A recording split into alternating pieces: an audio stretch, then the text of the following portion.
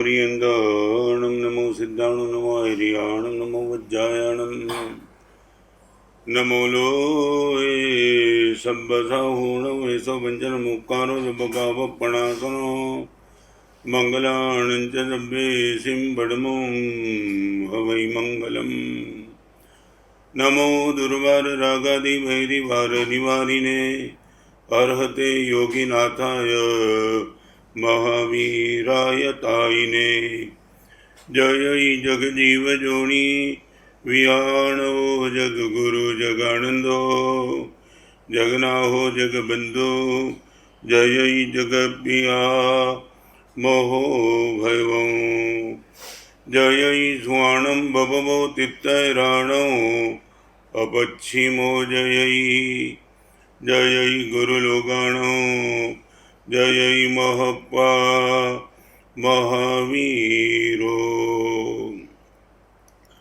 ओंकारं बिंदु संयुक्तं नित्यं ध्यायन्ति योगिनः कामदं मोक्षदं चैव ओंकाराय नमो नमः जय धरणेन्द्र नमो धिया पौमा वै पमोनिसेवियकाय ओम क्लीं ब्रह्मा सिद्धिं करेउ श्रीपास जगन्नाहो अज्ञानतिमिरान्धानां ज्ञानाञ्जन शलाकया नेत्रमुन्मीलितं येन तस्मै श्री गुरवे।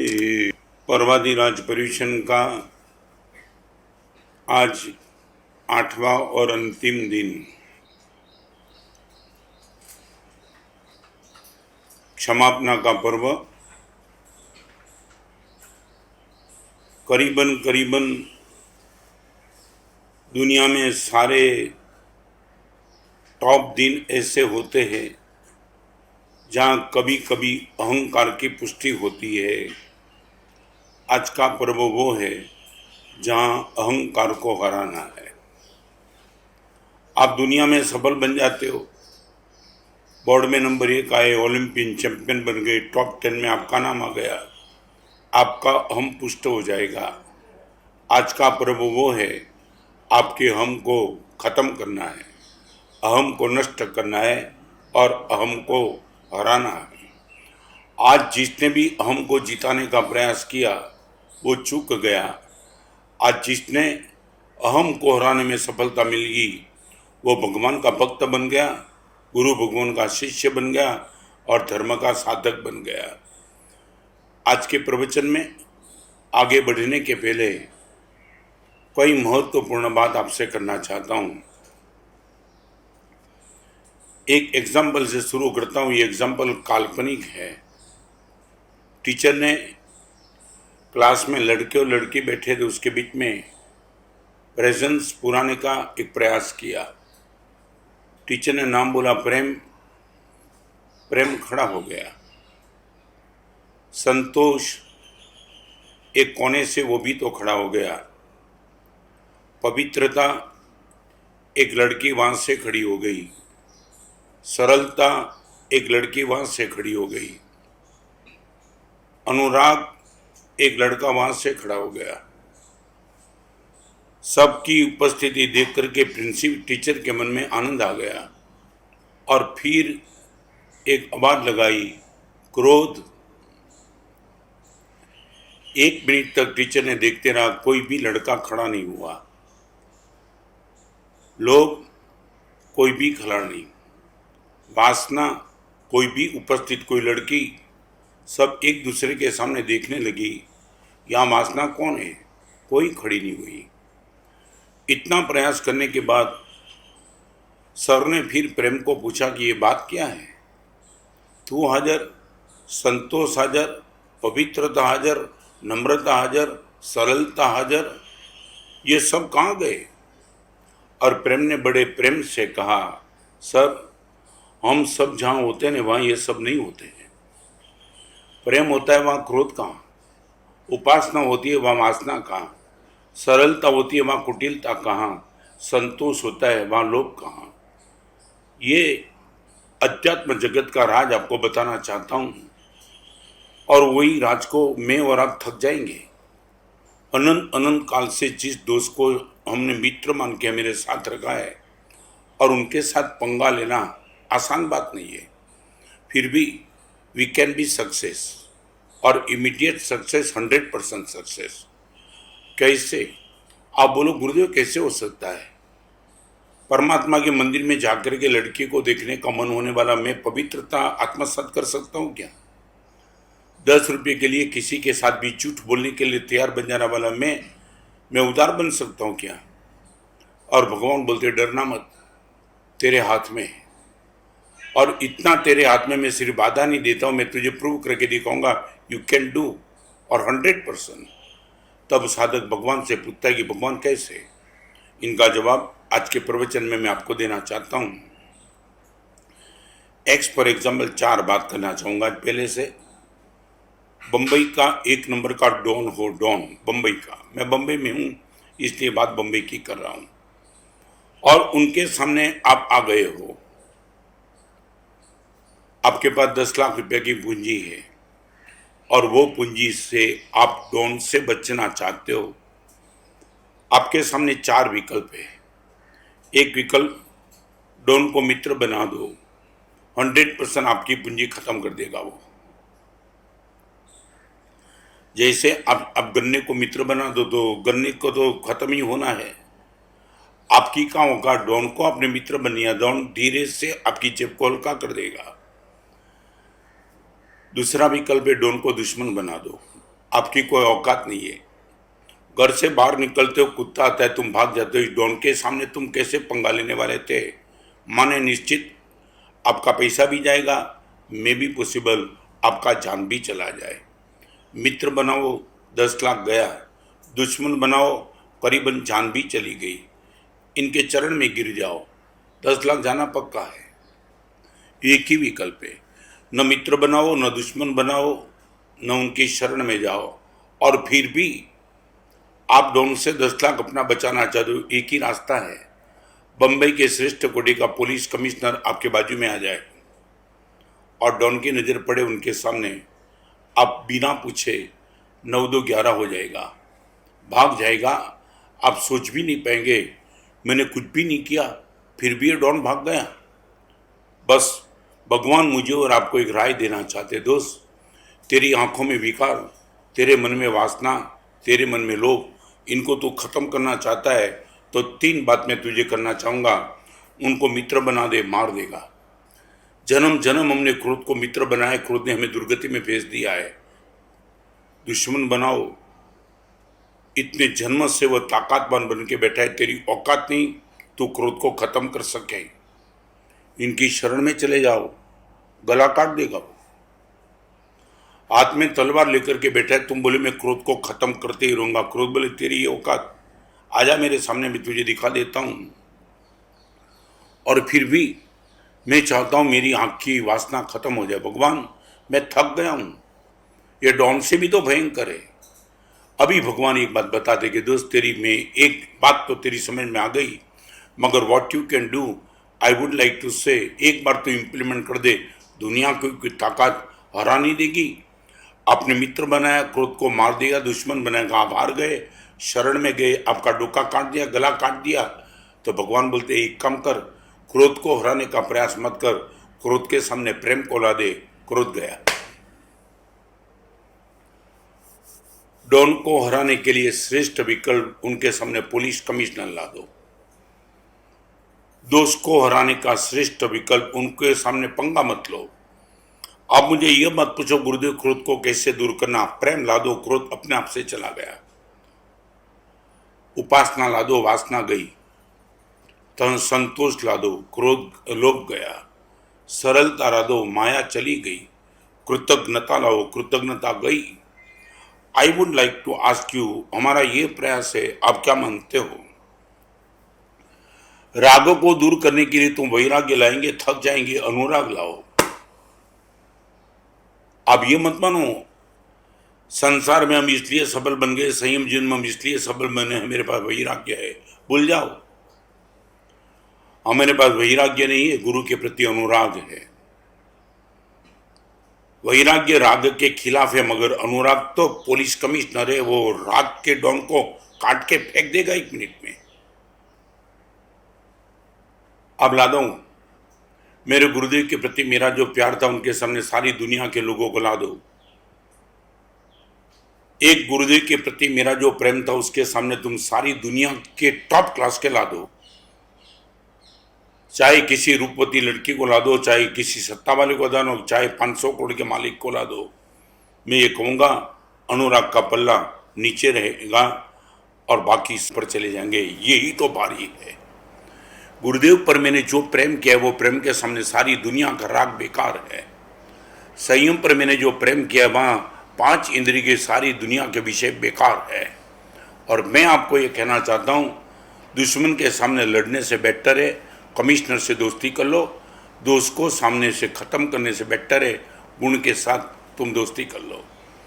एक बार आप गुण के मालिक बन गए, मैं ये पूछना चाहता हूँ, आज तक तुमने कभी प्रयास किया है?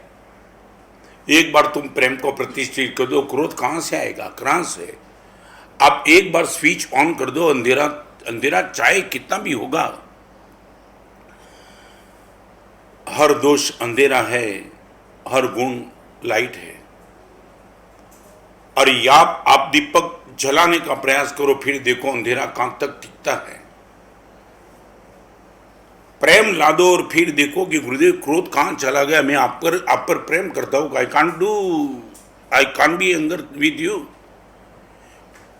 तो आज उसको लेकर के आपके सामने पर्वाधिराज पर्यूषण का संवत्सरी का दिन, आपके जीवन की शैली को मैं चेक करना चाहता हूं। 5 प्रकार की जीवन शैली आपके जीवन में हो सकती है।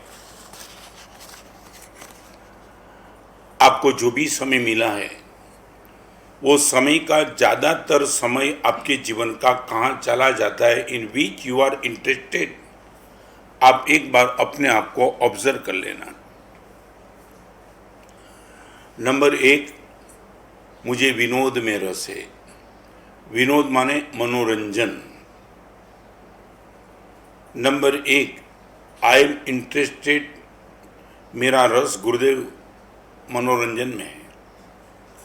चाहे वो टीवी सीरियल हो, चाहे पिक्चर हो, चाहे पबजी गेम हो, चाहे पोर्नोग्राफी हो, चाहे आईपीएल की मैच हो, चाहे क्रिकेट मैच हो, चाहे क्लब हो, चाहे जुगार हो, कुछ भी हो। मेरा रस गुरुदेव में जब भी मौका मिलता है, तब मेरा इंटरेस्ट मौत्सव में है, विनोद में है, मनोरंजन में है। जल्दी से ना मत बोलना। लॉकडाउन 2 महीने से, 3 महीने से, 4 महीने से चल रहा है। पर्वाधिराज के प्रवचन में ऐसा सब्जेक्ट लेना दुख होता है, फिर भी मैं बताना चाहता हूँ, जो स्थिति हुई, जो सर्वे आया, वो सर्वे को देख कर के लगता है आदमी कपड़े से चाहे कितना भी अच्छा होगा, शायद प्रवृत्ति से भी कितना अच्छा दिखाता होगा, मगर अंदर कचरा भरा है, क्या भरा है समझ में नहीं आता है। पेपर में आया हुआ जो सर्वे, शुरुआत के लॉकडाउन के 3 सप्ताह में आप गर्मी बंद थे, बाहर निकल नहीं पाते थे, बिजनेस भी बंद था, मंदिर भी बंद था, उपास्य भी बंद था, आप कहीं नहीं जा पाते थे। और वो टाइम में आपके परिवार में आपकी पत्नी, आपके बेटे, आपकी माँ, आपके पिताजी, सब कुछ आपके साथ में थे। शायद कितने साल के बाद परिवार के साथ इतना लंबा बैठने का आपको मौका मिला था। मगर एवरेज जो सर्वे आया, वो सर्वे में ये आया कि 95% पोर्नोग्राफी वेबसाइट का ट्रैफिक बढ़ गया लॉकडाउन के माहौल के बीच में। 95% पोर्नोग्राफी वेबसाइट का ट्रैफिक यदि फ्री टाइम में बढ़ सकता है, इनका अर्थ मैं भी समझ सकता हूँ और आप भी समझ सकते हो। एवरेज वर्ग को पहले ही नंबर में बैठा है।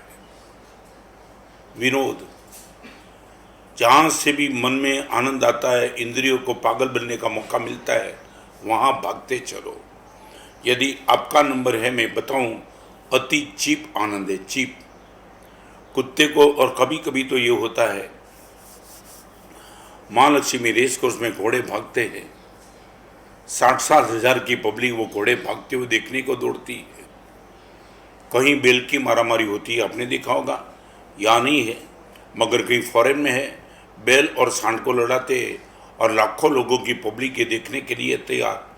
कुश्ती में हजारों लोग, क्रिकेट में हजारों लोग। एक और बोलते गुरुदेव, मंदी का माहौल ज़बरदस्त है और ये आईपीएल की मैच चलती है, लाखों करोड़ों रुपया बस वहाँ लोग देने के लिए तैयार है पिक्चर के लिए पास। मैं रिपीट करना चाहता, आज के प्रवचन में आपकी टेंडेंसी और आपको you are interested in this और नॉट, इनका पता तब चलेगा in free time what you are doing.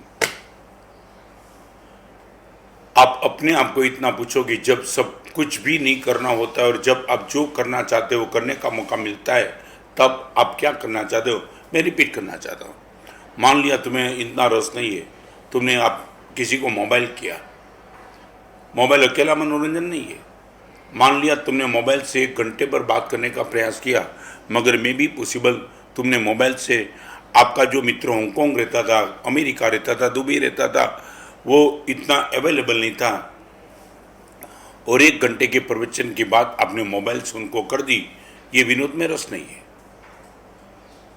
आपको फ्री टाइम मिलता है तब मन को उत्तेजित करने का यदि आपका प्रयास है, आप समझ लेना आपके आनंद की कक्षा बहुत चीप है और ये चीप आनंद आपको चीप गति में ले जाएगा। तुच्छ आनंद तुच्छ गति में ले जाता है। नंबर 1, आपको यदि विनोद में रस है।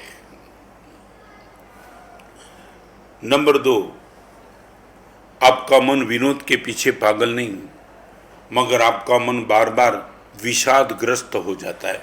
विषाद माने डिप्रेशन, माने हताशा, माने निराशा, माने टेंशन, माने इरिटेशन, माने फ्रस्ट्रेशन, माने डिप्रेशन। सिर्फ कोरोना के माहौल में नहीं, एवरेज आपकी मेंटालिटी।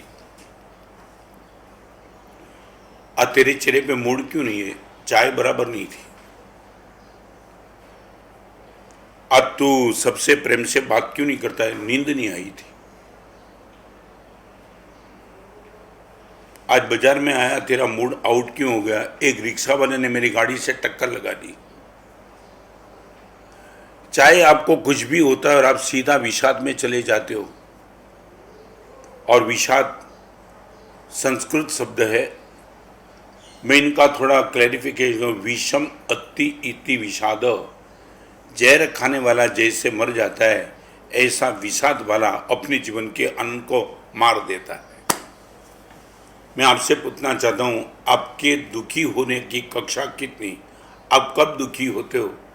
चाय बिगड़ी दुखी, पत्नी ने 2 शब्द बोल दिए दुखी। अरे कभी कभी तो वो होता है, आपका पालतू कुत्ता होता है ना, आप पालतू कुत्ता के नज़दीक जाओ और आप इनको तू तू तू तू बोलो और कुत्ता आपको जवाब न दे, आप दुखी। अरे कुत्ते को तुमने बुला दिया और कुत्ता कोई अलग मूड में था, उसने बात आपसे नहीं की। आपके दुख की कक्षा तय कर लो। मैं रिपीट करना चाहता हूँ, हमारे में पीड़ा थी। अयमुत्ता मुनिवर को भी विषाद हुआ था। मुनि जीवन में मेरे से अपका जीव की विराध ना हुई, वो विषाद ने केवल नाम की प्राप्ति करा दी। आपके विषाद को चेक करो। मैं एक छोटा सा प्रश्न पूछना चाहता हूं, सच बोलो, आपकी जेब में से रुमाल निकालते निकालते कितना रुपया गिर जाए तब तक आपको मन को असर नहीं। आपकी जेब में से रुमाल निकालते वक्त कितने रुपये नीचे गिरे। अरे मैं तो एक छोटी सी बात पूछना चाहता हूँ, बहुत गंभीरता से जवाब नहीं दे पाएंगे, फिर भी मैं पूछना चाहता हूँ। आप मंदिर में गए और मंदिर में जाकर के आपने तय किया था 5 की 10 रुपये की नोट भगवान के भंडार में डालना, ओके। आप घर से निकले, चेक करके निकले थे, 10 की नोट आपने जेब में रखी थी और आपको मालूम है 10 की नोट एक है, सीधी निकाल दूंगा और मंदिर में डाल दूंगा। अभी सिर्फ मुझे इतना बताओ, आपने 10 की नोट को देख करके रखी थी मगर गलती से 100 की नोट रह गई थी और आपने जैसे ही निकाला, एक ही नोट थी, 4 लोग आपके बीच में खड़े थे और सीधी 100 की नोट निकली और 100 की नोट आपने भंडार में डाली या तो डालनी पड़ी। सच बोलो, आपको आनंद की विषाद।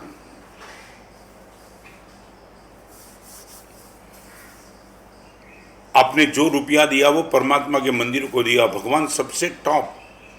आप 10 रुपया देना चाहते थे, आपको 100 देना पड़ा और 100 की नोट दे दी आपने। मैं इतना ही पूछना चाहता हूँ, आपका नाभि का आवाज क्या आएगा? बहुत आनंद है गुरुदेव, बहुत आनंद। परमात्मा के सामने 10 रुपया ही देने के लिए चाहता था, भगवान की परम कृपा 100 निकल गया, मजा आ गई। आप अपने आप को चेक करना, 10 देना चाहते थे, 100 देना पड़ा, आनंद की उद्वेग। ऐसे आप 1 लाख रुपए का डोनेशन देते हो, समझ लेना। ये नहीं आपको 90 रुपया ज्यादा देना पड़ा इनकी पीड़ा दी, इससे तो तुम डोनर हो। किसी ने आपके सामने बोला कि आपका 1 लाख रुपया, अरे 5 लाख लिख दो यार, क्या फर्क पड़ता है, 5 लाख लिख दो। आप 1 लाख के सामने 5 लाख लिखाने वाले आप, मगर 10 के सामने आपको 100 देना पड़ा। आपको विषाद होगा कि आनंद होगा? और आपको शायद पता न हो तो बताऊं, ध्यान शतक नामक के ग्रंथ में विषाद को आर्त ध्यान कहा गया है। ध्यान शतक नाम के ग्रंथ में विषाद को आर्त ध्यान कहा गया है और आर्त ध्यान तिर्यंच गति में आपको भेज सकता है।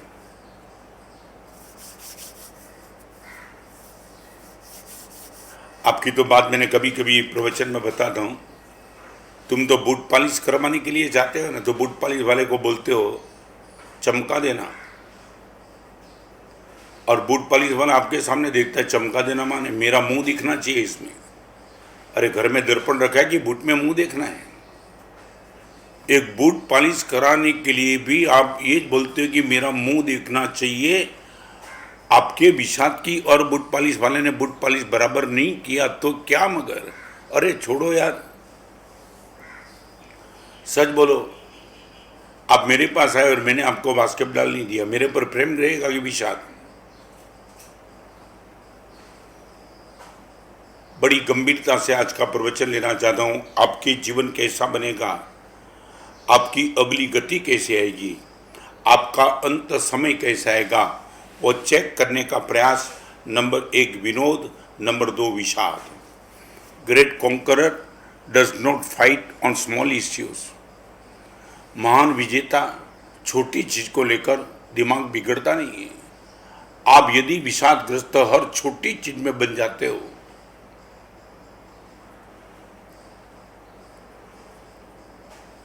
नंबर 3, नंबर 1 विनोद, नंबर 3 विषाद, नंबर 3 विद्रोह। विद्रोह माने हर जगह पंगा लेने की मानसिकता। आपके आवाज का वॉल्यूम धीमा होगा ही नहीं।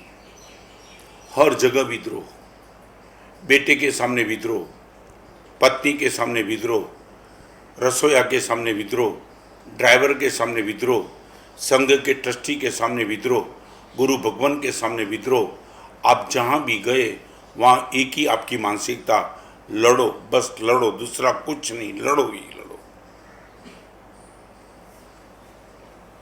ये कहां ले जाएगा?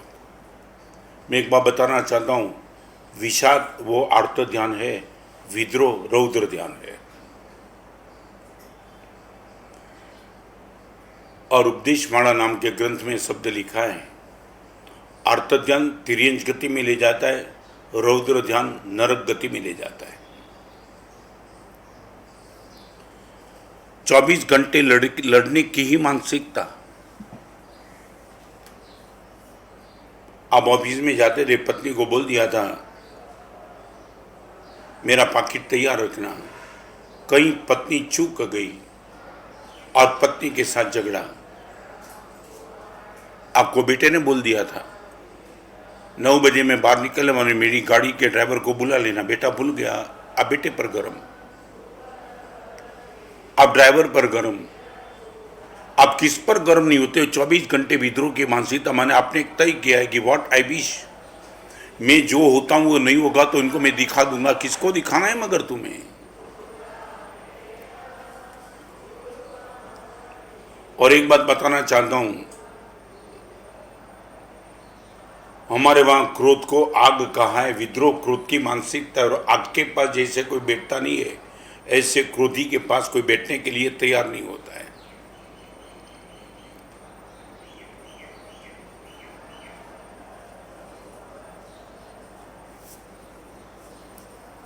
कितनी छोटी चीज में तुम विद्रोह की मानसिकता लेकर के बैठते हो, समझ। आप एक काम करो, कम से कम इतना काम करो, आप जिस परिवार में रहते हो 8 दिन के परीक्षण के आज 8वां दिन है, तो कम से कम नेक्स्ट 8 दिन के लिए तुम तय करो, परिवार के सामने विद्रोह की मानसिकता नहीं प्रकट करूंगा। परिवार के 4-5 सभ्य आपके घर में, यदि बच्चे पत्नी हो, 2 बेटे है, बेटी है, जो भी है, मगर कम से कम उनके सामने विद्रोह की मानसिकता नहीं। तुम्हें मालूम नहीं तुम क्या करते हो? ड्राइवर के सामने विद्रोह तुम्हारा मौत का, मर्डर का कारण बन सकता है। आपके घर के रसोई के सामने विद्रोह आपकी भोजन में वो जहर भी डाल सकता है। तुम्हें मालूम नहीं है कुछ हो सकता है? ये प्रवचन लाखों लोग सुन रहे, इसलिए मैं लाइव एग्जाम्पल भी बोलने में थोड़ा डरता हूं। मैंने जो आंखों के सामने देखा है ना, वो इतना भयंकर देखा है कि आज प्रवचन में ये बोलने के लिए यहां तक मन है, मगर रुक जाता हूं, क्योंकि ये प्रवचन जिसके घर में प्रसंग बना था वो भी तो सुन रहे हैं। आप अपने आप को चेक कर लेना। परिवार में मानसिकता नीचे उतरे, मानसिकता संघ के सभ्य के पास गए, मानसिकता चौपड़ा दिखाओ, कौन सा रुपया कहाँ खर्च किया, कितना रुपया तुमने दिया, तुम बाप हो तो मेरे मालिक हो, भगवान की मुड़ी तो मेरे बाप की है, क्या लेकर के तुम बैठे हो? कोई शालीनता से प्रेम से बात ही नहीं होती। तीसरे नंबर की मानसिकता विद्रोह की खत्म हो जाएगा। और मैं आपको, भले ही आप मानो न मानो, मगर मैं कहना चाहता हूं, विद्रोह के समय में यदि अगले जन्म के आयुष्य का बंद हो गया, आपकी अष्ट प्रकार पूजा भी आपको नहीं बचाएगी, नरक गति पक्की है, पक्की। ये मैं नहीं बोलता हूं, भगवान महावीर के हस्त दीक्षित शिष्य धर्मदास गढ़ी जी महाराज बोलते हैं, अट्टत जाने न तिरिय गई, रुद्दत जाने न गम्बई नरयम नरयम।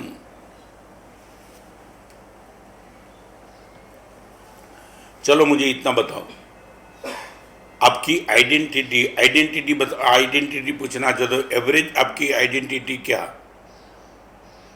एवरेज आपकी आइडेंटिटी परिवार में, समाज में, संघ में, आप जहां भी जाते हो वहां की आइडेंटिटी, आप नेचर के अच्छे हो वो आइडेंटिटी, या आप नेचर के झगड़ा करने वाले वो आपके आइडेंटिटी?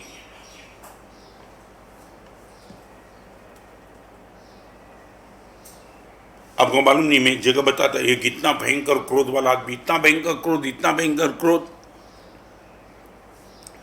और क्रोध से उनका पूरा शरीर गरम गरम गरम गरम कांप रहे 24 घंटे। और एक आदमी था, बकरा लेके आया था, बकरा गांव के बीच में आ गया, और उसने बोला मेरे बकरे के साथ कोई 1 घंटा रह जाए, उनको मैं 1 करोड़ रुपया दे सकता हूं। बकरे के सींग देखो जैसे लगे तलवार, और बकरे का मालिक था ना, वो भी उनसे डरता था, थोड़ा दूर रहता था, क्योंकि कभी ना कभी बकरा सींग मार के उनको मार डाले। इतना भयंकर क्रोधिष्ट। यह मंदी का माहौल, लॉकडाउन का माहौल, और इसमें बकरे के मालिक की ऑफर कि बकरे के साथ कोई 1 घंटा भी रह जाए 1 करोड़ रुपया, और नहीं रह पाए तो उनको सिर्फ 1 लाख रुपया देना है। लोगों को लगा यार करेगा बकरा, क्या करेगा, हम तो ताकत वाले मसल लेकर के बैठे, देख लेंगे। और पूरे गांव के 10 बदमाश हरामखोर डॉन जैसे लोग गए। एक तो गया 10 मिनट में निकल गया, यार अपना काम नहीं है, तो साला हाथ निकाल दे, ऐसा भयंकर है। 1 लाख रुपया दे दिया, एक ने 20 मिनट निकाली, वो भी हार गया, एक आधा घंटा निकाला, वो भी हार गया, और आखिर में पैर से लेकर सर तक जो गरम गरम गरम गरम था ना, अपने बाप के साथ, अपनी माँ के साथ, अपनी पत्नी के साथ जिसने पंगा लिया था, वो गांव का 1 नंबर का भयंकर क्रोधी आदमी, वो आया, 1 करोड़ दे दे मुझे। उसने बोला पहले अंदर जाओ, कंडीशन है, मानने में रह गया, आज तू हार गया समझ ले। और कमाल की बात, लोगों को लगा ये रह पाएगा, और जैसे ही वो अंदर गया, तुम समझ में नहीं आएंगे, कंडीशन वो थी, ये बकरे के साथ 1 घंटा रह जाए, उनको 1 करोड़ का इनाम। ये भयंकर जिंदगी भर तक विद्रोह करने वाला आदमी माँ के साथ, बाप के साथ, बेटे के साथ कई लोगों का मर्डर करके बैठा था, वो जैसे ही अंदर गया, 2 मिनट हुई, बकरा बाहर निकल गया। बकरे को लगा इनके साथ रहना नेक्स्ट टू इम्पॉसिबल है। आप समझ गए मैं जो जोक्स मारा, वो 1 नंबर का भयंकर बकरा भी उनके साथ रह नहीं पाया। आपकी आइडेंटिटी, आप दाऊद इब्राहिम का नाम लो और आपके सामने विद्रोह आ जाएगा। उसामा बिन लादेन का नाम दो, आपके सामने विद्रोह की छवि आ जाएगी। चंगेज खान, सद्दाम हुसैन, इदी अमीन, ये सब का नाम विद्रोह के क्षेत्र में आ जाएगा। आप जिस संघ में हो, आप जिस समाज में हो, आप जिस परिवार में हो, और आपका नाम वो समाज में लिया जाए, आपके संघ में लिया जाए, आपके परिवार में आपका नाम लिया जाए, आपके फ्रेंड सर्कल में आपका नाम लिया जाए, और आपकी आइडेंटिटी यदि विद्रोह की आ गई, तो मैं दावा के साथ कहना चाहता हूं, आप जीवन हार चुके हो। नंबर 1 विनोद, नंबर 2 विषाद, नंबर 3 विद्रोह, नंबर 4 विवाद। पूरी जिंदगी भर तक विवाद विवाद विवाद विवाद विवाद, कहीं समाधान नहीं, कहीं शांति नहीं। संवाद की बात उनके सामने चलेगी नहीं। अब बात शुरू करो और सीधी विवाद। अरे भाई 15 मिनट मेरी बात तो सुनो, सीधा उनकी बात को काटने की मानसिकता। रोज विवाद के माध्यम से दुश्मन बढ़ाते चलना, मित्र कम करते चलना। विवाद का आउटपुट मैं बताना चाहता हूं, विवाद में जिसको भी रस है उनके मित्र कम होते चलेंगे, दुश्मन बढ़ते चलेंगे,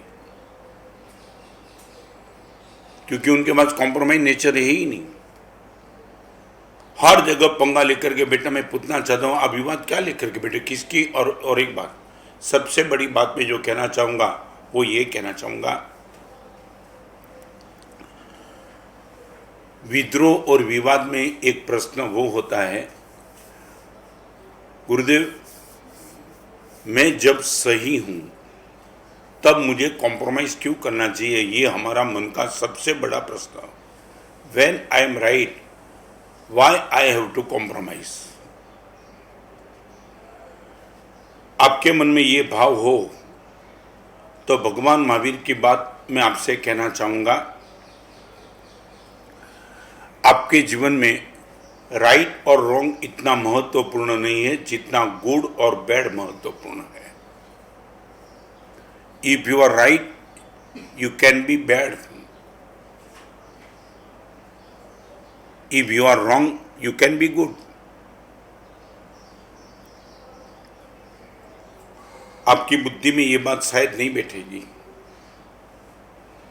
मगर कोर्ट में चले जाओ, कोर्ट में हर केस राइट और रॉन्ग का चलता है, गुड एंड बैड का कभी नहीं चलता है। बांद्रा में डाइवोर्स के केस चलते हैं, हर पत्नी बोलती है जज को मैं राइट, मैं सच्ची हूं, और हर पति बोलता है मैं सही हूं। यदि पति और पत्नी दोनों सच्चे हैं तो फिर ये संबंध विच्छेद तक मामला कहां पहुंचा। एक दूसरे का मुंह देखने का मन नहीं हुआ, वो कहां तक पहुंचा। बेटे के लिए बेटा मुझे मिलना चाहिए, बेटा मुझे, दोनों यदि सच्चे हैं तो ये क्यों हुआ, क्यों। भगवान महावीर का शासन आपको मालूम है, राग द्वेष कम करना वो भगवान महावीर का शासन। That means you have to be good, not right. मैं आपको पूछना चाहता हूं, राम सही थे? भरत का कोई राइट नहीं था अयोध्या की गद्दी पर बैठने का, मगर पिताजी ने बोला राम को कि मैंने तेरी मां को वादा दिया था और इसलिए तुझे जंगल में जाना है। ओके। अयोध्या के जमाने में कोर्ट होती और राम जाते तो जज को फैसला राम की फेवर में देना पड़ता।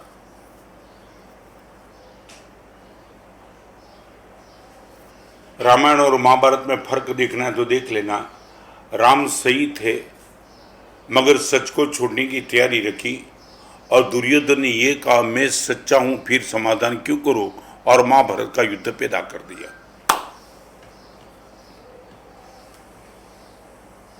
आपके कम से कम आपके घर के झगड़े को चेक करना। आप सच और झूठ के बीच में नहीं है, सही राइट एंड रॉन्ग के बीच में नहीं है, अच्छे और बैड के बीच में।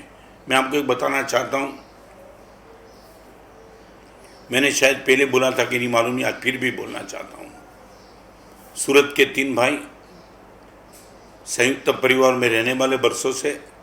3 भाई भोजन के लिए हमेशा बाहर बैठते थे। माँ चौके में 100% रिटायर्ड थी और 3 बहू रसोई करती थी।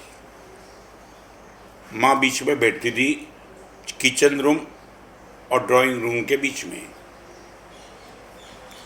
वो लड़के ने खुद ने बता दिया, हमारा से कभी कभी वो होता था कि दाल में मिर्ची कम, सब्जी में नमक ज़्यादा और दिमाग गर्म हो जाता था।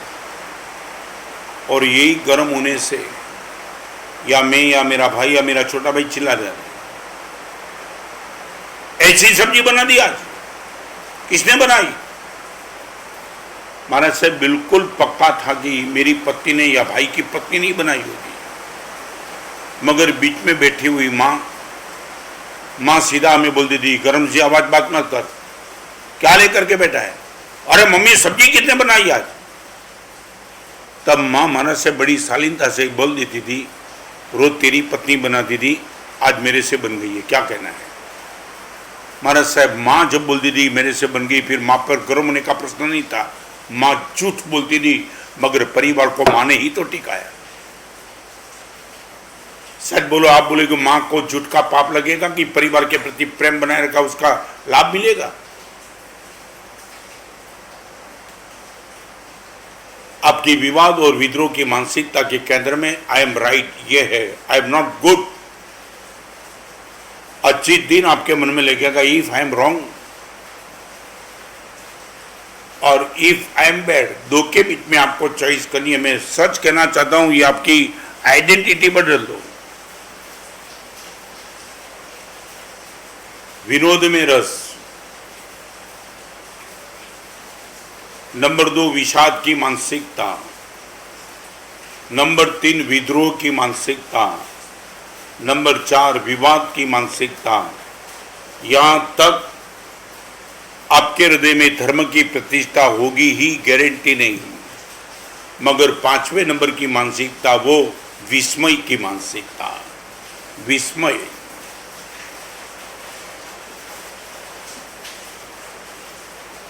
हमारे मां वो शब्द लिखा है विस्मयो योग भूमि का।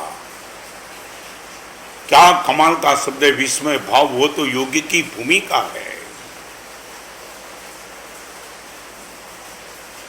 2 दिन के पहले मैंने बताया था, एक लड़का 11 साल का, एक लड़का 6 साल का। वो लड़के का नाम मलाड़ का वो लड़का जिनका नाम जिनांश था और उनके ही भाई का नाम काव्यांश था। 11 साल की उम्र में मासक श्रवण की तपश्चर्या और 6 साल की उम्र में 16 उपवास की तपश्चर्या। परसों यहाँ आए तब 27वां उपवास था और 13वां उपवास था। आप क्या बोलते हो? 10-10 लाख की सभा में प्रवचन करके मैं निकला हूँ, इतनी किताब लिख चुका हूँ, मगर जैसे ही 2 भाइयों को देखा, 2 बेटे को देखा, इनके पिताजी के मुंह से सुना, गुरुदेव आज 27वां उपवास और 13वां उपवास आंख आंसू से बरस पड़ी। न मेरी बुद्धि मुझे आगे आई, न मेरी सफलता मुझे रोक पाई, न मैं इतना बड़ा हूं मुझे याद आया।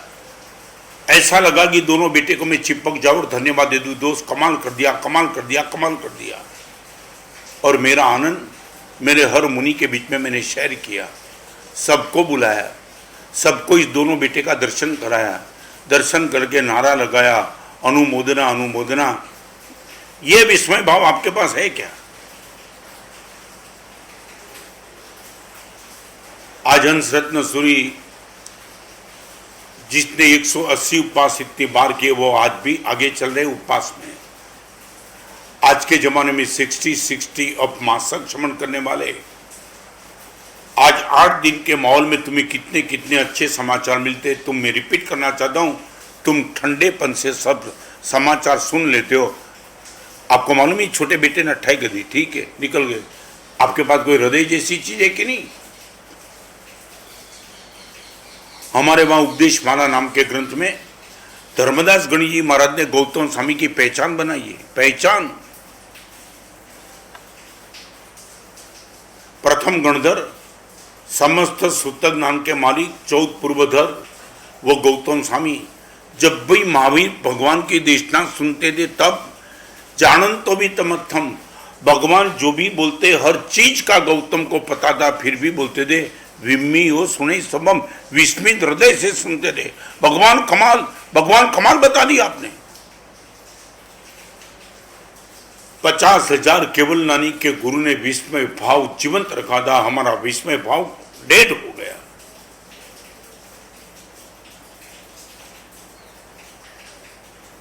मैं 18 साल के बाद, कई कितने सालों के बाद शंखेश्वर भी जाके आया, शरीफ पालित यात्रा संघ में। शंखेश्वर भगवान के दर्शन करने तक पहुंचना तो बहुत दूर की बात थी, मगर यात्रा संघ भगवान के दर्शन करने के लिए शंखेश्वर में प्रवेश करने के बाद जैसे निकला, आंख में से श्रावण और भादो चला, दर्शन तो नहीं हुआ था। आज दर्शन मिलेंगे, आज दर्शन मिलेंगे, आज दर्शन मिलेंगे, भगवान धन्य बन गया, धन मिलेगा, ये विस्मय भाव आपके पास खत्म। चाहे प्रवचन सुनो नहीं विस्मय भाव, चाहे तप की बात सुनो नहीं विस्मय भाव। 22 साल का कोई लड़का चीनी बिरगा ब्रह्मचर्य का पचकान ले ले, बस ठीक है, कर दिया, गुरुदेव कमाल कर दिया, कुछ है ही नहीं तू मेरे पास।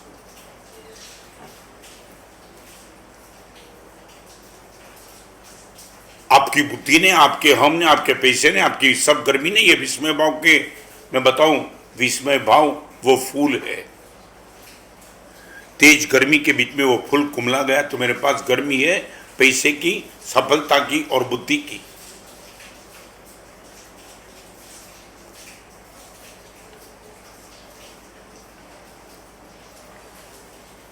कभी तुमने विस्मय भाव, मैं आपको पूछना चाहता हूं, आप मुझे बताओ विस्मय भाव को लेकर के आप लास्ट कब रोए थे? कब? थोड़ा याद करो, पास्ट में 10 दिन, 15 दिन, 20 दिन, 30 दिन, 40 दिन, 50 दिन। मैं मेरी बात करूं दावा के साथ, अभिमान के साथ नहीं, शायद कोई दिन ऐसा जाता होगा जिस दिन मेरी आंख में से आंसू न गिरे हो। चाहे वो दर्शन हो, चाहे सूर्य मंत्र का जाप हो, चाहे किसी का अच्छे समाचार हो, मगर कहीं ना कहीं मौका मिल जाता है, मैं अपने आप को रोक नहीं पाता हूं। कभी कभी मैं, मेरी 150वीं नंबर की किताब आछे महावीर हमारा, अब तक मैं 353 किताब तक पहुंचा, मगर किताब के पहले पेज से लेकर के अंतिम पेज तक बिना आंसू मैंने कोई किताब लिखी हो तो वो एक किताब, मैं पूरी किताब रोते रोते ही लिखी है। जब भी भगवान महावीर को सुनता हूं अपने आप को रोक नहीं पाता हूं। कहीं आपकी आंख में आंसू नहीं, विस्मय भाव खत्म। मैं आपको यह कहना चाहता हूं, दिस इज द फाउंडेशन। योग भूमि का माने फाउंडेशन है, इमारत नहीं है।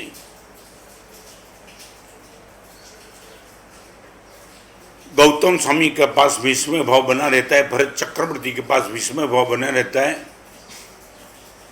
और आपके पास पूंजी के रूप में कुछ नहीं, मगर बस ऐसे ही सुनते हो और बस अपने आप को नशे में देखते हो। गुरुदेव क्या है? मैं आपको पूछना चाहता हूं, एक बात का जवाब देना। आपके घर में किसी की दीक्षा की पत्रिका आई, 12 साल का, 14 साल का, 20 साल का, 22 साल का लड़का लड़की जो कुछ भी थे, आपने दीक्षा की पत्रिका पढ़ने के बाद विस्मय भाव यदि आपके पास होता, मैं पूछना चाहता हूं, आपने लिफाफा भेज दिया जिसकी पत्रिका आई? તમારી ભાષામાં કહું, લગ્નની પત્રિકા આવે તો તમે ચાંદલો મોકલો છો, આ દીક્ષાની પત્રિકા તમારા ઘરે જેની પણ આવી એની અનુમોદના નિમિત્તે તમે 10, 20, 30, 40, 50, 100 રૂપિયા એ સરનામે મોકલ્યા ખરા?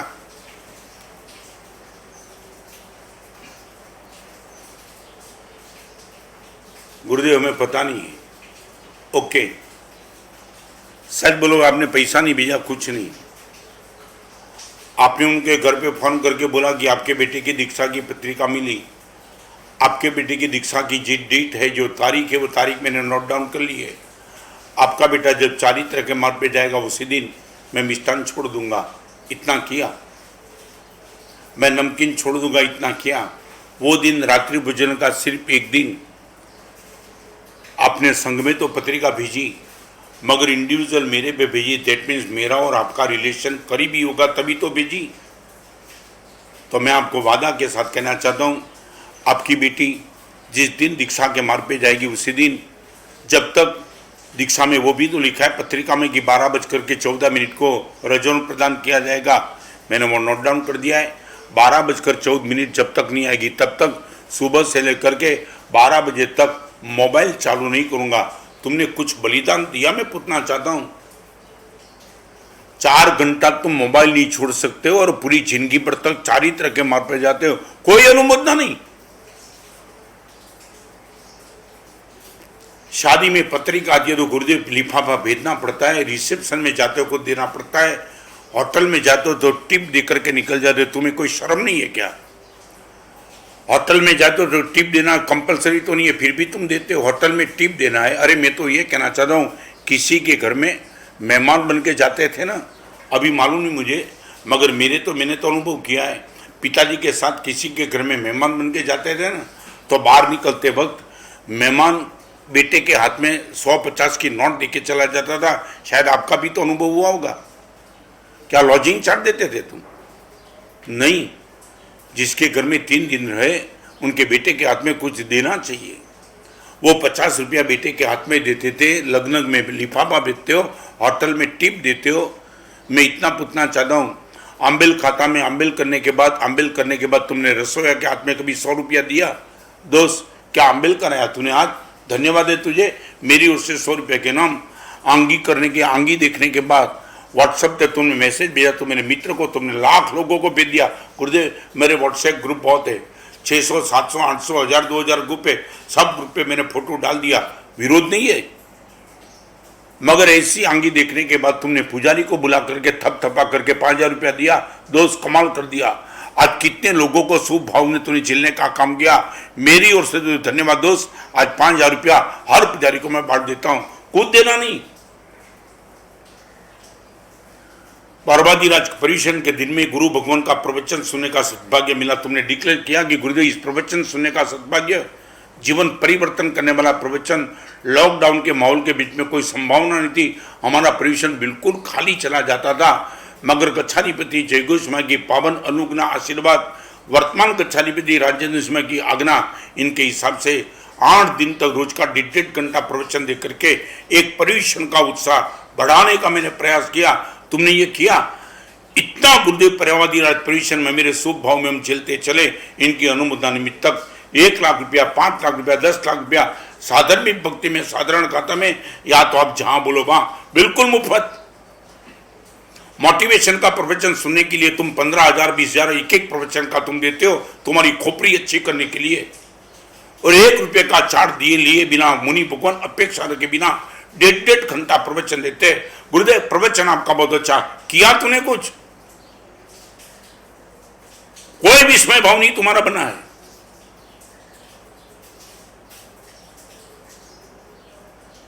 आंगी देखना मुफ्त में देखना, अम्बिल खाता में मुफ्त में देखना, पाठशाला में चले जाना मुफ्त में चले जाना, हर जगह दुनिया के हर क्षेत्र में तुम टिप देते हो और यहां बोलते हो गुरुदेव अक्ल नहीं है मेरे पास। बड़ी वेदना से मैं आज आपके सामने बात करना चाहता हूं। ये मैं रिपीट करना चाहता हूं, प्रवचन का चार्ज मैं सोच भी नहीं सकता हूं और मुझे आसाधना का पाप लगे, मगर आपकी कोई रिस्पॉन्सिबिलिटी नहीं है। मैं भावनगर की बात बताना चाहूंगा। 5 शिविर भावनगर की चली। 5वीं शिविर के बाद एक लड़का मेरे हाथ में पत्र देके गया। दादा साहब मैं ऊपर बैठा था, वो पत्र पढ़ते पढ़ते मैं सच बताऊं मेरी जिंदगी में शिविर के बाद इतना रोया नहीं हूं मैं। वो लड़के ने पत्र में लिखा था, गुरुदेव जन्म से लेकर अभी तक न मेरे माँ बाप ने मुझे वो दिया, न स्कूल के टीचर ने दिया, न कॉलेज के प्रिंसिपल ने दिया, न समाज ने दिया, न शिक्षा ने दी, न सत्ता ने दिया, वो सब अपने 5 शिविर में दे दिया गुरुदेव। 3000 लड़के के बीच में आपकी आवाज, गिले हुए कपड़े, आपके मुंह से निकला हुआ पसीना का बूंद बूंद हमने देखा है गुरुदेव। ये पत्र लिखते लिखते गुरुदेव रो रहा हूं और कागज भी गीला हो चुका है। गुरुदेव मेरी सबसे बड़ी कमजोरी मैं बताऊं, मैं संपन्न नहीं हूं आर्थिक क्षेत्र से। शिविर में लाभ लेने वाले ने लाख लाख रुपया देकर के शिविर का लाभ लिया, उनकी मैं नतमस्तक अनुमोदना करता हूं। मैं कमजोर हूं, आपके उपकार से मुक्त होना चाहता हूं। घर मेरा दूर है, 4 किलोमीटर दूर, आपके पात्र में गोचरी भी तो नहीं डाल सकता हूं। और कुछ देने की मेरी ताकत नहीं है गुरुदेव। मैं लास्ट बात आपको करना चाहता हूं, भगवान आपको जिंदगी भर छाता में रखे। आप जैन शासन की श्रेष्ठतम पूंजी हो।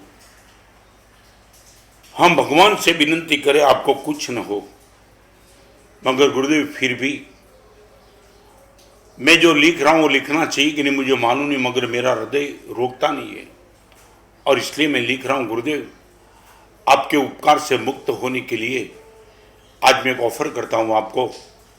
आने वाले दिनों में जिंदगी में कभी आपके या आपके पूरे ग्रुप में कोई भी मुनि भगवान की किडनी डैमेज हो, गुरुदेव मेरी ओर से मैं किडनी का ऑफर करता हूं।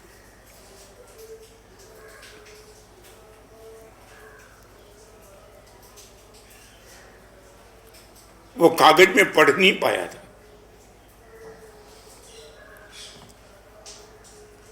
करोड़ रुपया होता गुरुदेव आपके चरण में रख देता, मगर मेरी वो क्षमता नहीं है। भगवान करे अंतिम समय तक आपको कुछ न हो, मगर कुछ भी हो मेरी ओर से एक किडनी और एक आंख। शायद आपकी आंख में कोई कमी आ जाए।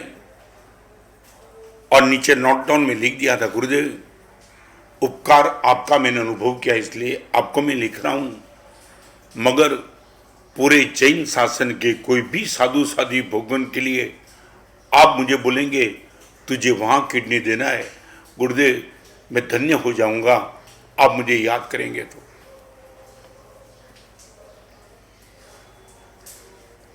पांच शिविर के प्रवचन के बाद एक लड़का ये ऑफर कर सकता है, तुमने सिर्फ प्रशंसा के 2 शब्द ही लिखे। क्या बलिदान तुम्हारा क्या है? क्या तुमने दिया मुझे? क्या दिया गुरुदेव? आप क्या चाहते हो बोलो।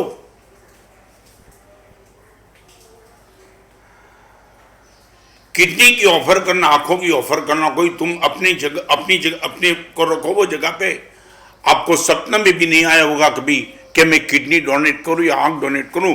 ये गरीब लड़के को सपने में नहीं, जीवंत आ गया।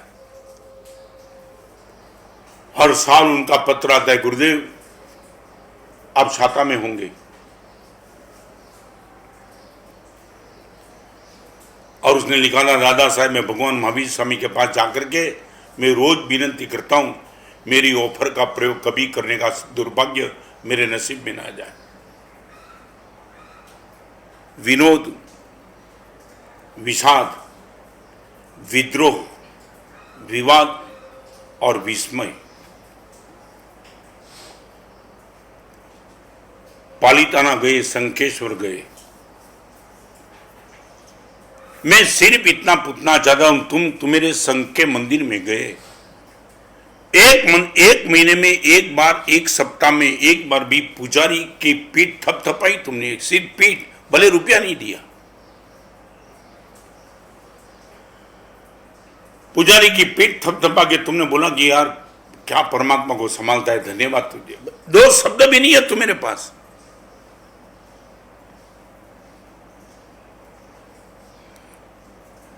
वॉचमैन को मस्का मारते हो, लिफ्टमैन को मस्का मारते हो, ड्राइवर को मस्का मारते हो, होटल के वेटर को तुम सलाम पढ़ते हो। शर्म नहीं आती क्या?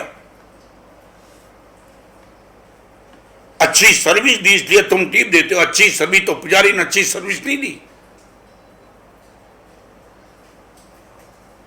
कभी पाठशाला का टीचर आपके पास आया, आपने बुलाया उनको? दोस्त, एक महीने में एक बार बिना फंक्शन तुमने उनको बुलाया? दोस्त, कितने लोगों को तू धर्म की शिक्षा देता है, धन्य है तुझे, मेरी ओर से तुझे इतना लिफाफा।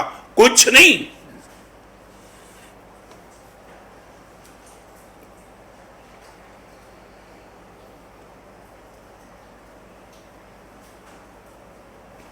राजकोट की शिविर में, शुरुआत के शिविर में राजपूत आया था। राजपूत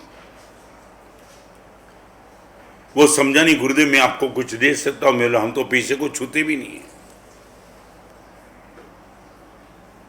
35 साल पहले की बात करना चाहता हूं। राजपूत ने इतना कहा, गुरुदेव 35 किलोमीटर दूर बस से आता हूं और बस भी टिकट मेरे पास पैसा नहीं है, किसकी लेकर के आता हूं। राजपूत होने के बाद भी गुरुदेव खेत में काम करता हूं, मजदूरी लेता हूं रोज की, मगर आपकी 5 शिविर है गुरुदेव। आज मैं तय करता हूं आपके सामने, 5वें शिविर में प्रवचन के बाद 100 रुपये का डोनेशन जहां ठीक लगेगा वहां करूंगा। 100 रुपया। एक गरीब आदमी बोलता है 100 रुपया गुरुदेव शिविर की अनुमोदना निमित्त। तक तुमने किया क्या?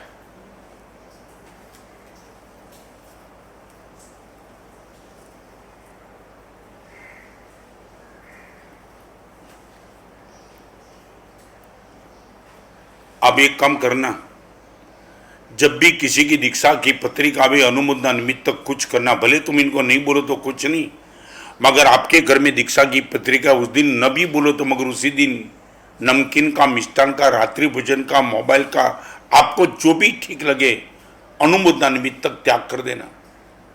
दीक्षा की सही अनुमोदना होगी।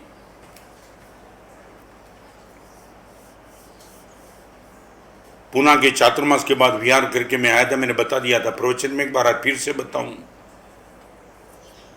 जिसके बंगले में रहा था, करीबन वो 30 साल की बहन होगी। हम सुबह विहार करके निकले तो बहन आ गई बंबई से। वात्सल्य सुंदर बहुत छोटे थे और हम विहार करके निकले तो बहन ने मुझे रोका, महाराज साहब ये बंगला हमने तो रिसोर्ट जैसा बंगला बनाया था रहने के लिए, और इस बंगले में आप पूरी रात रहे महाराज साहब। ये छोटे मुनि भगवान, महाराज साहब आपके घर पे पगलियां कराना मेरे लिए मुश्किल है, वहां पूरी रात एक बंगले में, और तो कुछ नहीं कर सकते हो महाराज साहब। एक नियम जिंदगी भर का दे दो। मैंने बोला बहन किसका नियम? जिंदगी में पराक्रम करने वाले जो पराक्रम कर दे, तो मेरे सुनने की भी कभी नहीं आया होगा। और बहन ने मेरे से नियम मांग लिया, जिंदगी भर तक आपके मुंह में जो द्रव्य नहीं जाएगा वो मेरे मुंह में कभी नहीं जाएगा।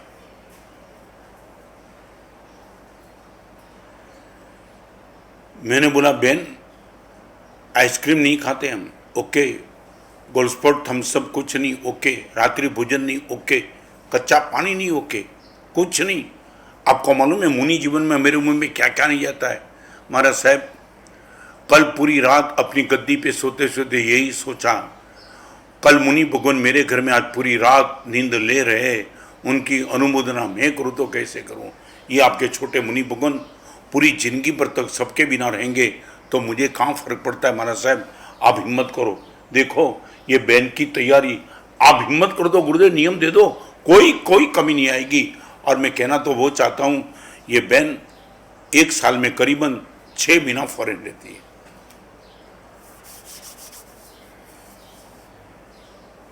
और बैन ने वो नियम ले लिया। मैंने बोला पार्ट टाइम 5 साल 7 साल नहीं गुरुदेव, जिंदगी भर तक का, जिंदगी भर तक नियम आपके मुंह में जो नहीं जाएगा। सिर्फ एक ही कारण, इस बंगले में रहने की, अपने उदारता की, उनकी अनुमोदना निमित्त तक इतना बलिदान में देती हूँ। और बहन अभी मिली, आप विश्वास नहीं कर पाएंगे, बहन को करीबन 20 साल से ब्यासना चल रहा है। जिस दिन से मेरे पास वो नियम लिया तब से वो ब्यासना पे चढ़ गई, ताकि कोई भी ऐसा द्रव्य खाने का प्रसंग आवे ही नहीं। और अभी मिली थी, मैंने बोला कैसा चलता है गुरुदेव? बहुत अच्छा। वो धन्य दिन, वो धन्य समय, वो धन्य भाव आपके मुंह से मिला हुआ ये नियम ब्यासना चलता है। क्या मालूम है क्या कहा? बेन ने वो डिमांड की, गुरुदेव ब्यासना तो मजे से चलता है, मगर जिस मुनि भगवान के रहने से मैंने नियम लिया था, आशीर्वाद दे दो गुरुदेव, इस जीवन में साध्वी का कपड़ा आ जाए।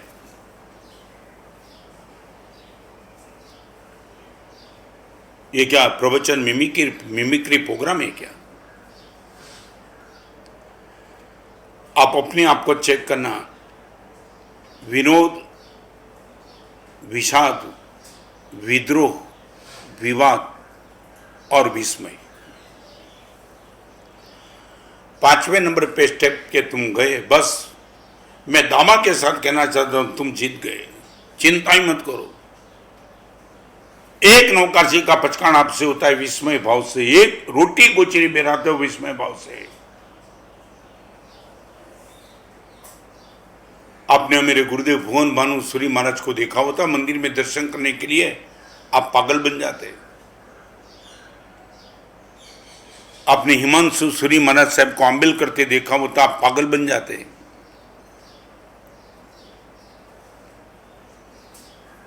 अपने कला पूर्णिमा को बाजू में बैठ करके देखा होता तो तुम पागल बन जाते।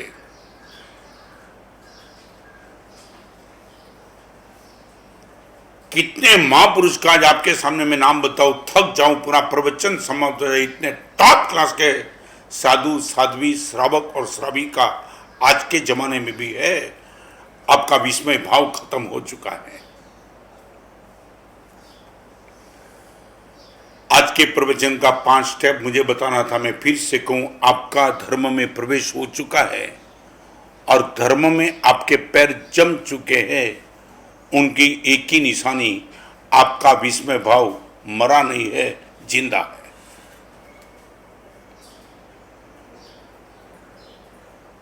पालीताना में शिखर देखते हो वल्लभीपुर से और पागल बन जाते हो। आपको मालूम ही ये स्तमन की पंक्ति विस्मय भाव की थी ना, जिनकी प्रतिमा इतनी सुंदर वो कितना सुंदर होगा, वो विस्मय भाव था। भगवान ये प्रतिमा इतनी टॉप है, भगवान क्या होंगे? और एक आगे की बात, मेरी 5 कैटेगरी को मैं चेक करूंगा और लगेगा कि मुझे अपने आप में कहीं बदलाव लाना है तो मैं ला दूंगा गुरुदेव। विनोद में समय कम, कर्म के उदय को आंखों के सामने रख करके विषाद से मन को मुक्त करते चलूंगा। मुझे लोकप्रिय बनना है, वो चेक करके विद्रोह और विवाद से अपने आप को बचा लूंगा। और फाउंडेशन में यदि विस्मय भाव चाहिए ही चाहिए तो गुरुदेव बुद्धि को, पैसे को और सफलता को नंबर 3 पे रख करके हृदय को नंबर 1 पर लाने का निश्चित तौर से प्रयास कर दूंगा। ये 5 बात हो गई। अभी भी प्रवचन की 25 मिनट बची है। मैं 25 मिनट में 5 प्रकार के जीवों की और बात करना चाहता हूं।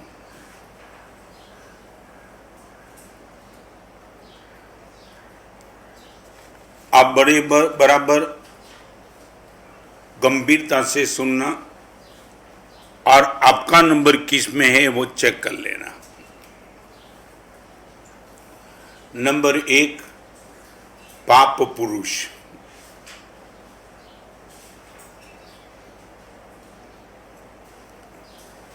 पाप पुरुष की डेफिनेशन दुखी भी है, पापी भी है। पाप कर्म का उदय जिसके जीवन में है वो भी पाप पुरुष, और 24 घंटे पाप कर्म का ही बंद करता है वो पाप पुरुष।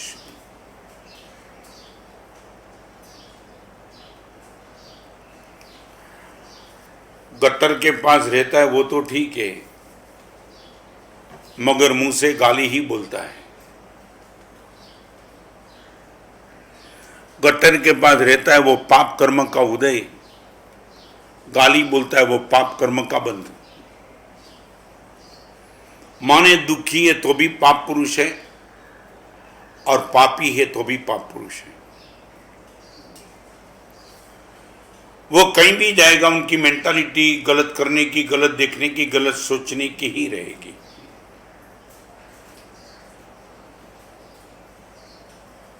दस करोड़ का मालिक को अपने कमरे में बंद है, कमरे में स्पेशल अपना रूम है, रात का समय है, कोई देखने वाला नहीं है, और पोर्नोग्राफिक दिखने शुरू किया, पाप पुरुष है। दुखी नहीं है मगर पापी निश्चित है। आप अपने आप को चेक करना। नंबर 1 पाप पुरुष, उसमें आपका नंबर तो है तो नहीं ना।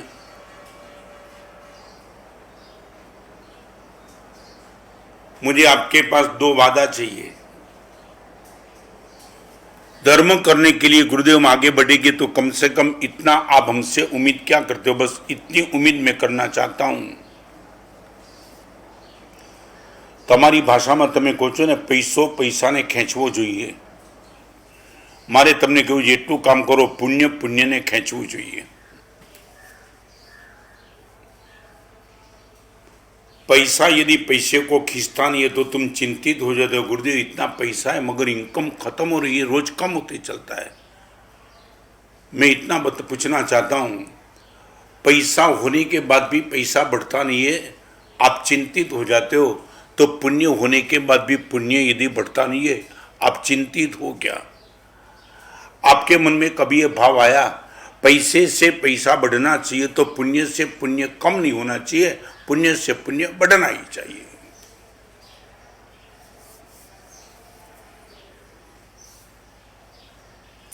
अब आपकी मेंटालिटी चेक करो। आंख वो पुण्य का उदय है, ये पुण्य के उदय से पुण्य बढ़ता है कि परस्त्री को देखने के बाद पुण्य कम करते हो? आपको कान मिला वो पुण्य का उदय है। कान से यदि भगवान का वचन सुनते हो तो आपका पुण्य बढ़ रहा है, और निंदा सुनते हो तो पुण्य कम होते जा रहा है। आपको जबान मिली वो पुण्य का उदय है, यदि जबान से आप तप करते हो तो पुण्य बढ़ते चलता है। होटल में जाकर के अभक्ष खाते हो तो पुण्य कम होते चलता है। मन आपको पुण्य से मिला है, शुभ भावना में आपका मन व्यस्त है तो पुण्य बढ़ते चलता है, और गलत की सोच में तुम्हारा मन व्यस्त है तो पुण्य कम होते चलता है।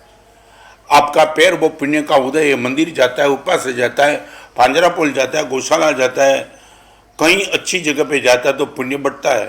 और यही पैर थिएटर तक, कॉलेज तक, क्लब तक, कॉलेज नहीं क्लब तक, वेश्या के ग्रह यदि जाता है तो आपका पुण्य कम होते जाता है। आप अपने आप को चेक करो, पैसे से पैसे बढ़ने चाहिए तो पुण्य से पुण्य बढ़ता है कि कम होते जा रहा है?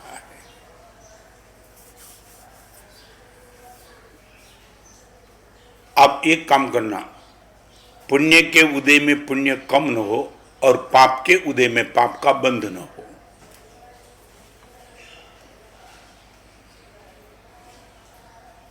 दो बात का ख्याल रखो, पुण्य के उदय में पुण्य कम न हो और पाप के उदय में पाप का बंध न हो। दुख में पाप करना नहीं और सुख में पुण्य किए बिना कभी रहना नहीं, बस इतनी छोटी सी बात।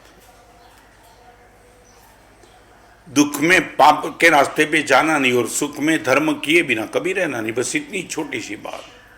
नंबर 1 पाप पुरुष, नंबर 2 पुण्य पुरुष।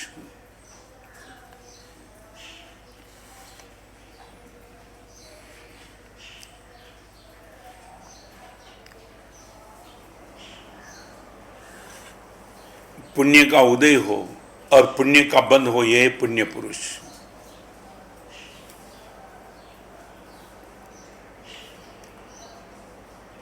इसी बंबई के एक एरिया में वर्षों पहले पुणे से बिहार करके हम आगे जा रहे थे। गांव का नाम मालूम नहीं है, मगर एक बहन मिलने के लिए आई। She was about 32, about 32। और बहन ने वास्केप डलवाने के लिए मेरे पास आग्रह किया, तब मैंने वास्केप दिया उनको।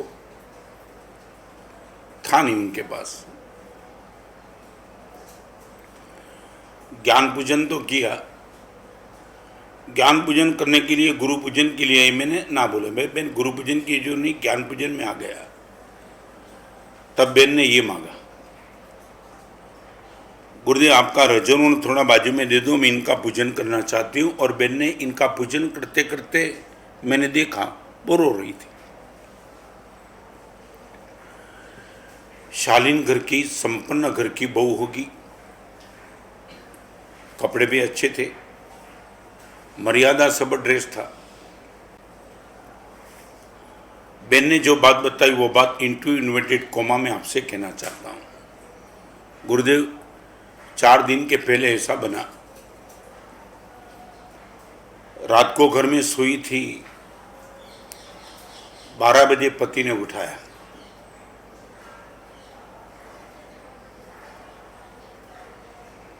मेरे सब साधु बाजू में थे, इसलिए बहन की बात मैंने सुनी। अकेले कोई बहन ऐसी बात करती, मैं बात नहीं सुनता।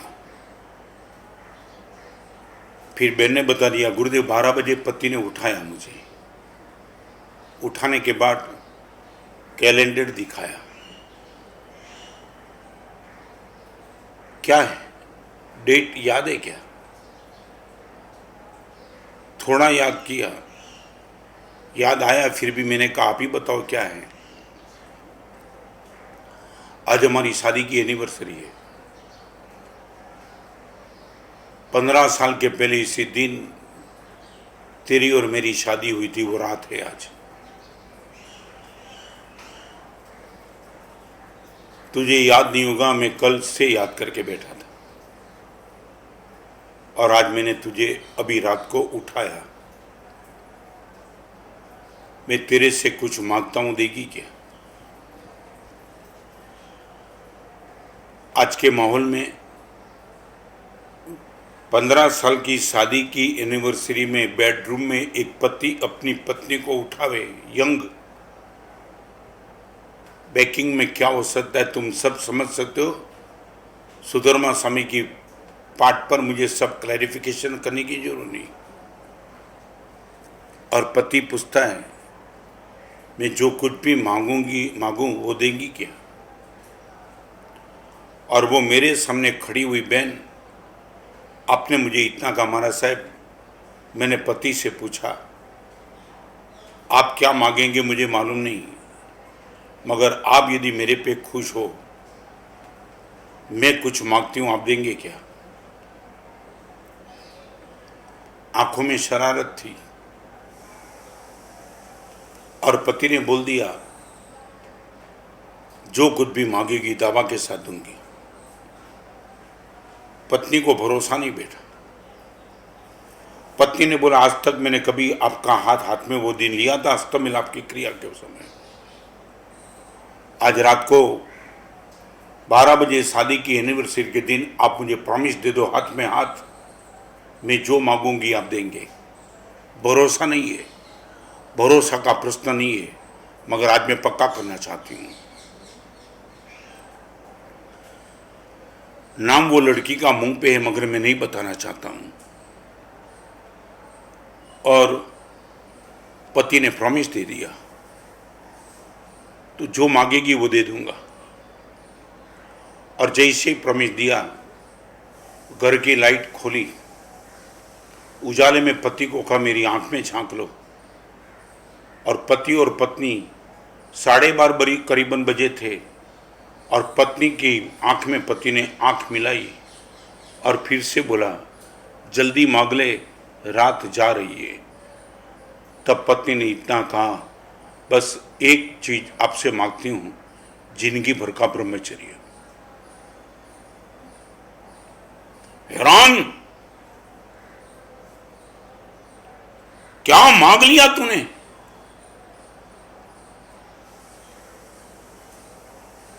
पंद्रह साल के शादी के जिनमें पूरा संसार देख लिया हमने। हम जिसमें सुख मानते थे वो सब सुख का अनुभव कर दिया। बहुत हो गया, इनफ। बार 40 के विजय मुहूर्त पर मैं आपसे मांगती हूं, आपकी धर्म पत्नी, कल तक शायद आपने मुझे पत्नी माना था, आज मैं धर्म पत्नी बनना चाहती हूं। और आपने मुझे वादा दिया है। बहन जब बोलती थी मैं अपने आप को रोक नहीं पाया। मुनि जीवन में ब्रह्मचर्य का पालन करना एक अपेक्षा से आसान है। आंखों के सामने सब कुछ होने के बाद इस उम्र में यह पराक्रम। गुरुदेव, लाखों जन्म की साधना होगी तब ऐसा पति मिला। 3 मिनट का समय लग दिया और बोल दिया, गिवन प्रॉमिस टू यू। कल सुबह अपनी घर के बाजू के उपास में पूज्यपाद गच्छाधिपति जय गो सुरेश्वर जी महाराज विराजमान है। हम इनके पास जाकर के आजीवन ब्रह्मचर्य ले लेंगे। और सुबह गच्छाधिपति के पास आए, इचकारी भगवान पसाय करी पचकानी आदेश देसो जी, उपवास आंबिल व्यासना नहीं, आजीवन ब्रह्मचर्य। तब गच्छाधिपति ने सुना, गच्छाधिपति रो पड़े।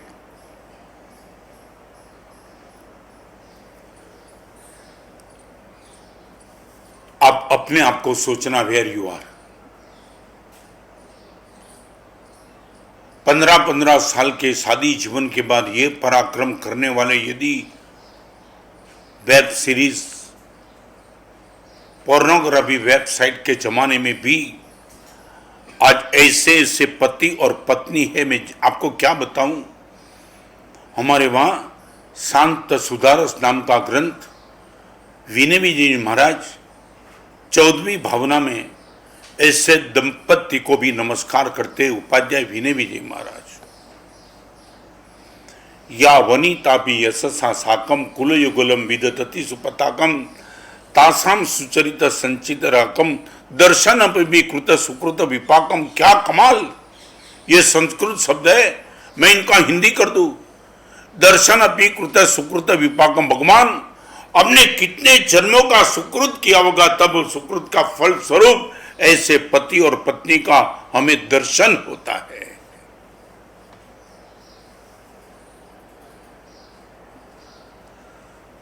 पाप पुरुष, पुण्य पुरुष और तीसरे नंबर में पुष्प पुरुष। पुष्प पुरुष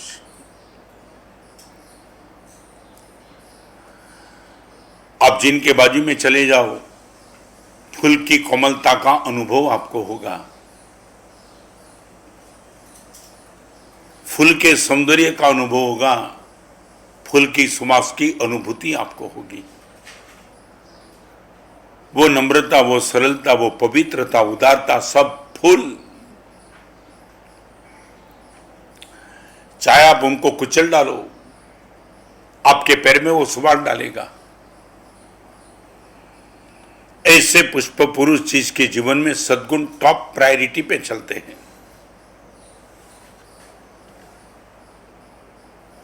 मैं थोड़ा आपके सामने क्लैरिफिकेशन करूंगा।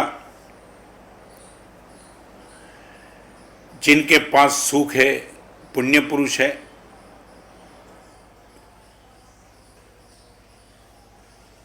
जिसके पास सत्कार्य है वो भी पुण्य पुरुष है। जिसके पास सद्गुण है वो पुष्प पुरुष है। सद्गुण, आप परमात्मा की पूजा करते हो वो नहीं, आपके पास चित्त की प्रसन्नता है। आप सामयिक करते वो नहीं, आपके पास समत्व भाव है। आप लाखों लोगों के बीच में अच्छे प्रवचनकार नहीं हो, आपके पास नम्रता का गुण है। यह है पुष्प पुरुष। चौथे नंबर का है पूज्य पुरुष। पाप पुरुष, पुण्य पुरुष, पुष्प पुरुष और आगे जाकर के पूज्य पुरुष।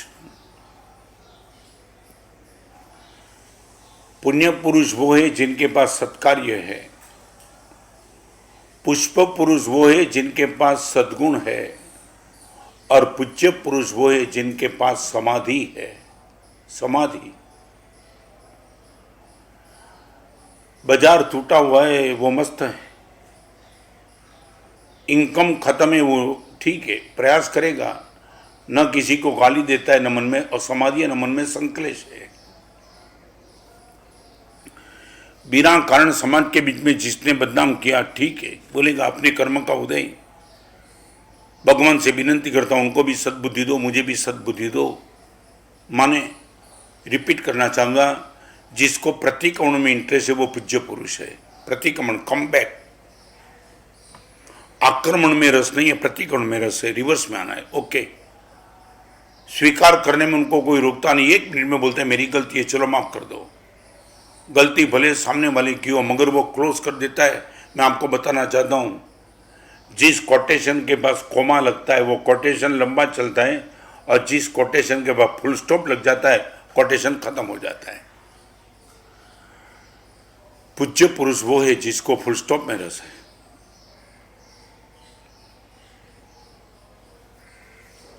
मैं कहां? पाप पुरुष दुष्कार्य करने वाला पाप पुरुष, सत्कार्य करने वाला पुण्य पुरुष, सद्गुण को लेके बैठा है वो पुष्प पुरुष, और समाधि को लेकर के बैठा है वो पूज्य पुरुष। समाधि का आपको यदि मीनिंग समझना है तो समझ लेना, मन में संक्लेश नहीं हो और वचन में शिकायत नहीं। मन में कोई संक्लेश नहीं और वचन में शिकायत नहीं, वो है समाधि।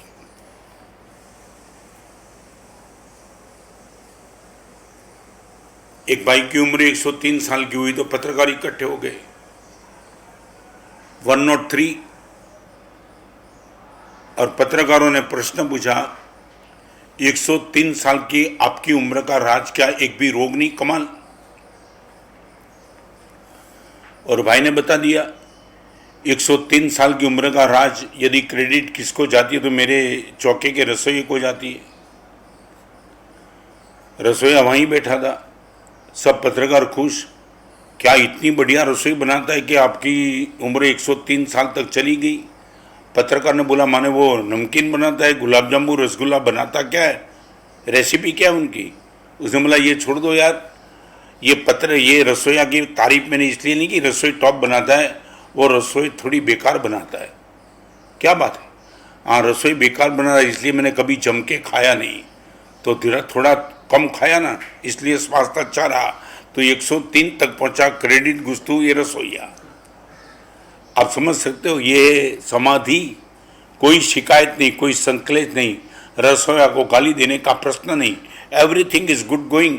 ये है पूज्य पुरुष। पाप पुरुष, पुण्य पुरुष, पुष्प पुरुष, पूज्य पुरुष और पूर्ण पुरुष। 5वें नंबर की बात आती है पूर्ण पुरुष की, जिसको स्वरूप का उगाड़ हो गया, हम जिसको सिद्ध भगवान बोलते हैं। आज मेरे और आपके सामने वो नहीं है, मगर हमारा अल्टीमेट मंजिल वो है। हम पुण्य पुरुष से शुरू करके पुष्प पुरुष तक जाएंगे, पुष्प से आगे पूज्य तक जाएंगे, और पूज्य तक जाते जाते भगवान को ये कहेंगे, भगवान आपका साधर्मिक जल्दी बना दो मुझे। मैं अभी जल्दबाजी में हूं, मैं डिले करना नहीं चाहता हूं। पूर्ण पुरुष। मगर एक बात कहूंगा, पूर्ण पुरुष बनने के पहले आपको समाधि पुरुष बनना पड़ेगा। समाधि पुरुष बनने के पहले सद्गुण पुरुष बनना पड़ेगा। सद्गुण पुरुष बनने के पहले सत्कार्य पुरुष बनना पड़ेगा। इनके बिना आप ओवरटेक करके नहीं निकल जाएंगे। और एक छोटी सी बात मैं आपको कहूंगा, 5वें नंबर तक जाना है, अभी आपको जल्दबाजी है तो कम से कम इतना काम करो, आपके नेचर को थोड़ा अच्छा बना दो।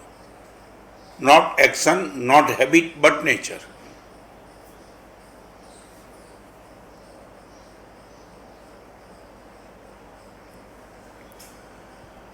आपका नेचर थोड़ा गुड बन जाए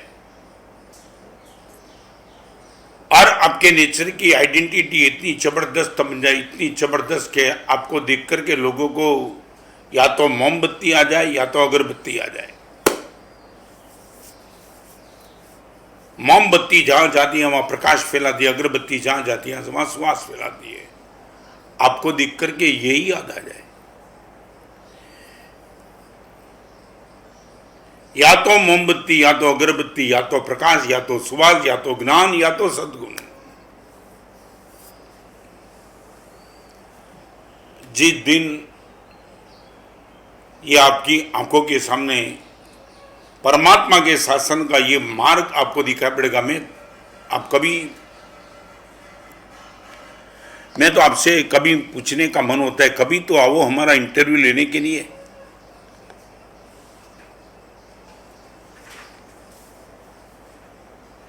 और इंटरव्यू लेने के बाद ऐसे निकल मत जाना। यदि हम जम गए तो बोल देना कि गुरुदेव आपके साथ। ऐसे भी बताऊं तो मेरे पास, आप घर में बोलो ना कि मैं जाना चाहता हूं, आपको तिलक करके भेज देंगे। आपको कोई रोकने वाला नहीं। आप पकड़ के बैठे हो घर को, घर वाले तो बोलते जाओ। मैं सच बताऊं, लास्ट प्रवचन का एक कोटेशन जॉक्स में दे देता हूं। इंदौर में मेरा चातुर्मास था और इंदौर के चातुर्मास में 14 साल पहले एक लड़का मेरे पास, इतने रोज आते थे पर्वाधिराज परिवेशन के पहले 40-50 लड़के, प्रतिक्रमण समाप्त हुआ सब दौड़े, बाजी में बैठ गए। एक लड़का इतना होशियार था, तब वो लड़का परिवेशन के बाद इनकी धर्म पत्नी को लेके आए। पहली बार पहचान कराया हमारा से भी मेरी धर्म पत्नी है। लड़का बहुत परिचित था, तो धर्म पत्नी को मैंने कहा ये आपका पति है? तो कहा हाँ। मैंने बोला अच्छा है, मुझे भी पसंद है, मैं ले जाऊं? तो उसने बोला क्या? तो ना बोल दिया उसने। गुरुदेव नहीं, अभी पहली बार मैंने सुना कि ना बोली पत्नी। और मैंने बोला कि तू ना बोलती है? गुरुदेव एक अलग रीज़न है। मैंने शादी के कितने साल हुए? बोला 20 साल। 20 साल बाद पति पत्नी का इतना प्यार रहना बहुत टफ है, मगर तू ना बोलती है तो समझ में नहीं आता है, तू ना क्यों बोलती है? गुरुदेव प्यार प्यार की बात छोड़ो, मैं ना इसलिए बोलती हूँ, इतने साल से इनके साथ रह के मैं तो दुखी हूँ, आप तो कम से कम सुखी रहो। वो आपके साथ आएंगे, आपको हैरान करेंगे, यही ठीक है। कौन आपको रखने के लिए तैयार है? आ जाओ यहाँ। माल यदि अच्छा लगा है तो रिपीट, पाप पुरुष, पुण्य पुरुष, पुष्प पुरुष, पूज्य पुरुष और पूर्ण पुरुष। विवाद, इनके पहले विनोद, विषाद, विवाद, विग्रह और विस्मय भाव। परमाधिराज के 8-8 दिन तक जिन वचन की गंगा में हमने जबरदस्त स्नान किया, लाखों लोगों ने, America, German, Japan, Hong Kong, Singapore, Dubai, कहाँ से लोगों ने ये प्रवचन नहीं सुना, वो प्रश्न है। सबसे बड़ी बात तो वो थी, साधर्मिक भक्ति और साधारण खातर की इस टाइम मैंने जो बात की वो बात बहुत इम्प्लीमेंट हुई। हजारों लोगों ने लाखों रुपया साधर्मिक भक्ति के लिए और साधारण खाता में लिखवाए। मैं अभी भी बोलता हूँ, रोज मेरे पास वो मैसेज आते, गुरुदेव 20 लाख, 22 लाख, 25 लाख, आप बोलो वहाँ दे दिया। कल एक लड़के का मैसेज आया मेरे पास, गुरुदेव यही प्रवचन सुनते सुनते कई लोगों ने उनको भी फोन किया, अलग अलग लेकर के, अकेले प्रवचन से नहीं, उनको भी मन में भाव हुआ, गुरुदेव सब होकर के लॉकडाउन के माहौल में गुरुदेव 1 करोड़ 20 लाख रुपया साधर्मिक को भेजा। 1 करोड़ 20 lakhs एक लड़का बोलता है। ऐसे कितने लोगों ने अच्छा काम किया। मैं उन सभी की आज अनुमोदना करता हूँ। वो डोनरों को भी धन्यवाद देता हूँ। ये व्यवस्था करने वालों को मेरी ओर से भी धन्यवाद है। फिर से 8 दिन के पर्वाधिराज पर्यवेक्षण का आज चरम दिन, क्लाइमेक्स पर दिन, प्रतिक्रमण की जो भी व्यवस्था आपके श्री संघ में, आपके घर में जैसे भी की है, प्रतिक्रमण कर देना। करने के पहले सभी के साथ क्षमापना तहे दिल से कर देना।